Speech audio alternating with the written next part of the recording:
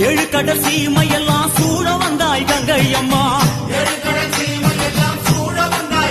அம்மா ஆறு குளங்களிலே அழகு நதி ஓடையிலே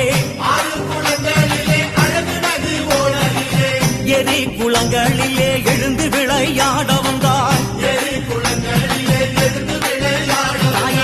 எல்லா உயிர்களுக்கும் தாகம் தணிக்கும்